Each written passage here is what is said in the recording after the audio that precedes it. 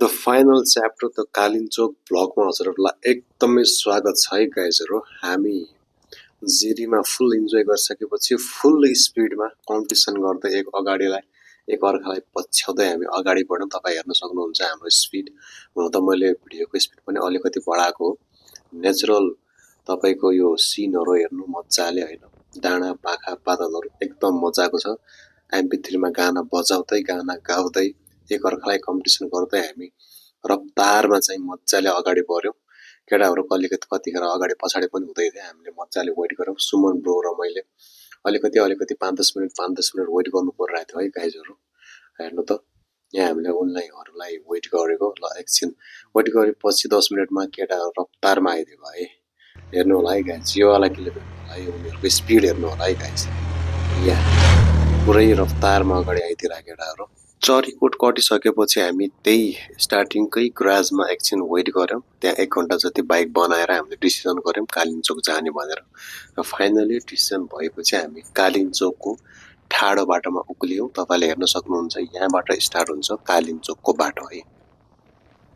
एकदमै cloudy environment, त्यसमा पनि सिमसिमे पानी परिरहेको, एकदमै चिसो। हामीसँग लुगा पनि अलि थोत्रै थियो गाइस। र बीच बाटोमा अलिकति माथि चढ्ने बित्तिकै एउटा सानो बजार आएको थियो। र त्यो बजारमा चाहिँ हामी सुमन ब्रो र मैले ज्याकेट किनेर चाहिँ अनि चिसोबाट बस्नको लागि, किनकि माथि अझै चिसो हुन्छ अरे भनेपछि हामी फेरि ज्याकेट लिएर त्यहाँबाट मजाले अगाडि बढ्यौँ। तपाईँ यो मौसम हेर्न सक्नुहुन्छ, माहौल हेर्न सक्नुहुन्छ, इन्भाइरोमेन्ट हेर्न सक्नुहुन्छ, एकदमै हरियाली छ। र बीच बाटोमा हामीले अलिकति वेट गऱ्यौँ फोटो खिच्नको लागि चाहिँ। फोटो चाहिँ हामीले रोडमा मजाले खिच्यौँ।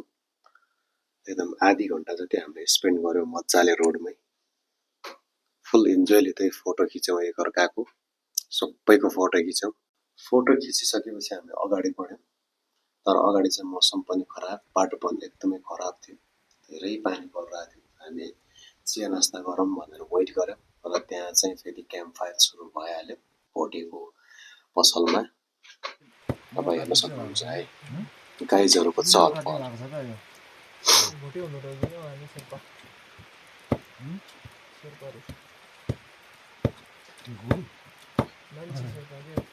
भोटेले ल्यागको मासु काट्दाखेरि केटाहरू खानको लागि रेडी है।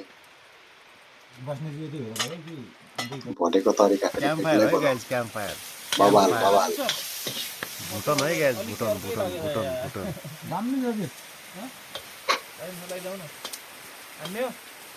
नखानु भन्नु त हान्ने हो।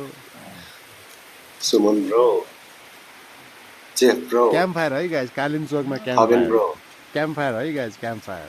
खगेन ब्रो एकदमै है एक्साइटेड, फुल excited Khagen bro.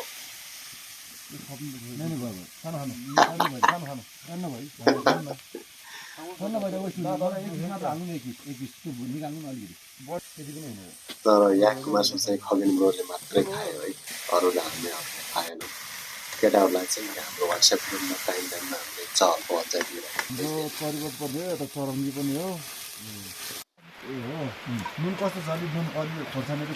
Camp fire guys है, क्याम्प फायर। भोटेले चाहिँ हाम्रो धेरै कुरा बतायो माथि कालिन्चोकको बारेमा। यहाँबाट हामीले सुरु गऱ्यौँ फेरि राइड। यहाँबाट चाहिँ अब एक्सक्लुसिभली कालिम्चोक जाने बाटो है। भोटेले बताएको बाटो अनुसार हामी मजाले हिँड्यौँ है। कालिम्चोक यो बाटो हो। ए ल यता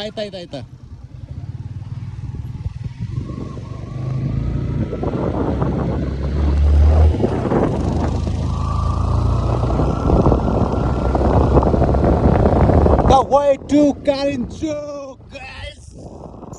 कालिन्चोकको बाटोको चाहिँ अब स्ट्रगल यहाँबाट सुरु हुन्छ है हाम्रो। अब डे 4 आफ्टरनुन अपडेट है गाइस। कालिम्चोकको बाटो way to Kalinchok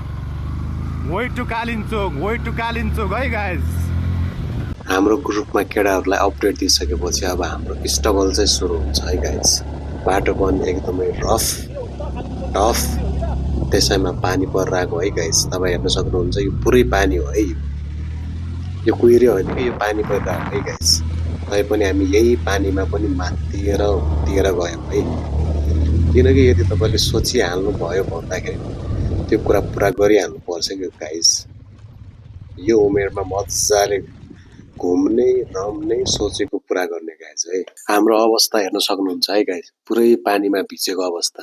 कालिन्चोकको एक डाँडा अगाडि चाहिँ हामीले अलिकति वेट गर्यौँ, मजाले फोटोसोटो खिच्यौँ, भ्युजहरू लियौँ। हामीहरू चाहिँ कालिम्पोङको यात्रामा छौँ है। अब हामी चाहिँ जस्ट कालिम्पोङ पुग्न लाग्यौँ। 1-2 किलोमिटर परपट्टि चाहिँ कालिम्पोङ आइरहेको छ है गाइस। अब हाम्रो चाहिँ आज डे 5 हो यो चाहिँ है।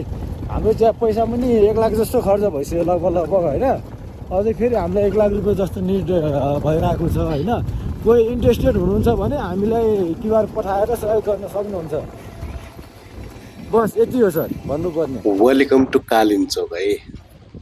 हामी कालिम्चोक पुगिसक्यौँ अलमोस्ट। तपाईँहरू हेर्न सक्नुहुन्छ पुरै कुहिरो मात्रै र चिसो मात्रै थियो है कालिम्चोकमा। हामीसँग ज्याकेटहरू अलिक कमै थियो किनकि हामी अनप्लान्ड हिसाबले आएको थियौँ। साउनको महिना यस्तो चिसो है। र यो पुरै तपाईँ कुहिरो सोच्नु होला, कुहिरो होइन कि यो पानी परेर आएको है गाइस। बाटो त अब के कुरा गर्नु होइन, पुरै रफ बाटो। पछाडिको गाइजहरू हेर्न सक्नुहुन्छ। यहाँबाट झरिसकेपछि हामी मेन तल डाउनमा चाहिँ यो बाटोको डाउनमा चाहिँ हामी ठ्याक्कै कालिम्चोकको मेन यो वाला बजारमा पुग्छौँ है। हामी कालिम्चोकको बजारमा ठ्याक्कै आइपुग्यौँ है। कालिम्पोङ कता हो? उहाँले अलिकति अगाडि भनेपछि फेरि हाम्रो अलिकति अगाडि पुग्यो। हामी द गोल्डन होटल चाहिँ खोजिरहेको थियौँ। ठ्याक्कै तल भोटेले भनेअनुसारले गोल्डन होटल चाहिँ खुल्लै हुन्छ, त्यहीँ जानु भन्नुभएको थियो। हामी ठ्याक्कै त्यही खोज्दै अगाडि बढ्दै गयौँ। जसोतसो गरी हामी फाइनल्ली कालिम्चोकको मार्केटमा पुग्यौँ गाइस। तपाईँले हेर्न सक्नुहुन्छ यहाँको घरहरू मजाले, मान्छेहरू पनि यस्तो चिसोमा बाहिर निस्केर आफ्नो काम गरिरहेको थियो। तर म्याक्सिमम् होटलहरू चाहिँ क्लोज नै थियो है गाइस। यहाँको चाहिँ म्याक्सिमम् होटलहरू चाहिँ क्लोज नै थियो है। तपाईँ हेर्न सक्नुहुन्छ पुरै close, no people in a market. Finally हाम्रो डेस्टिनेसनवाला होटल पुग्यो है guys. Welcome to the Golden Hotel. एकदमै दामी खगन ब्रो काउन्टर।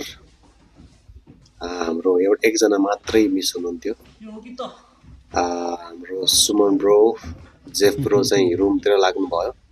र पुरै पानी है गाइस। हामी त्यहाँ पुग्दै यस्तो पानी पर्यो, हामीले अब सुत्नु बाहेक अरू केही विकल्प रहेन। हामी अलमोस्ट 2 देखि 3 बजीतिर पुग्यौँ होला जहाँसम्म है। 2 देखि 3 बजी या 3 देखि 4 बजीतिर पुग्यौँ कालिम्चोक। अनि त्यसपछिको यो सिनारियो है, पुरै पानी मात्रै।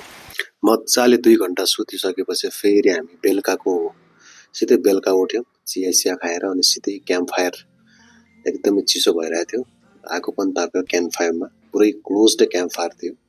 स्लो मोसनमा गाना सुन्दै, सिकहरू दिदीले बनाउँदै आनन्दसँग बस्यौँ। तपाईँहरू हेर्न सक्नुहुन्छ फुल चिलमा बस्यौँ हामीहरू, सेक्दै सेकुवा। आजको स्पेसल है गाइस। मजाको मिठो गानामा हामी मजाले रमायौँ है। सुमन ब्रो फुल डान्समा। पहले भी मैं भन्नेवाला गानाको भाइब हो गाइस है यो।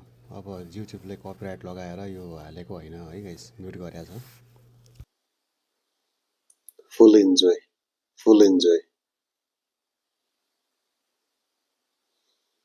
दिनभरिको थकान मेटियो है। त्यो पुरै ओकालो कालिम्चोकको थकान पुरै मेटियो है। त्यसपछि चाहिँ हामी मजाले सुत्यौँ। नेक्स्ट डे मर्निङमा पनि पुरै पानी, कुहिरो र तुषार बाहेक केही पनि थिएन। केही सिनेरीहरू देख्न सकेनौँ, सिनहरू केही पनि थिएन। पुरै अन्धकार थियो। तैपनि हामी ल दर्शन गर्न जाउँ बिहानै भन्ने हिसाबले बिहान मजाले उठ्यौँ र 4 जना दर्शन गर्नको लागि गयौँ। नजिकै थियो। तपाईँले हेर्न सक्नुहुन्छ हामीले पूजाको सामानहरू अलि लिइसकेपछि टिकट काउन्टरबाट टिकट पनि लियौँ केबल कारको लागि। केबल कार चढु अहिले फेरि टाइम लाग्ला। चढु केबल कार चढु पख हल्लिँदो छ रे पख यात्रा भनेको केबल कार चढेर झरेर अनि चाहिने यहाँबाट सैलुङ हुँदै तातो पानीतिरको यात्रा तय हुँदैछ गेडा है। अब फेरि हामी 4-5 दिन अझै बस्छौँ होला। केबल कार झरेपछि चाहिँ हामी अलमोस्ट तपाईँको 15-20 मिनट जति फेरि उकालो सिँढीहरू चढ्यौँ। चढिसकेपछि एकदम चिसो पानीमा एकदम गाह्रो मानी चढ्यौँ।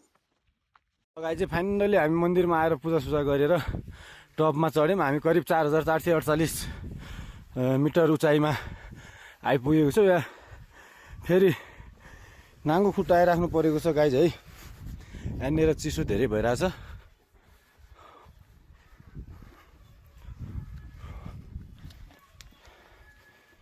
अलमोस्ट 4200 मिटरको हाइटमा थियौँ हामी कालिन्चोक एकदमै टपमा। काली माताको दर्शन सबैले गरे पश्चात चाहिँ एकदमै मन शान्ति भयो र त्यहाँबाट हामी मजाले फर्क्यौँ 4जना नै। अनि त्यसपछि हामीले होटलमा मिठो खाना खायौँ।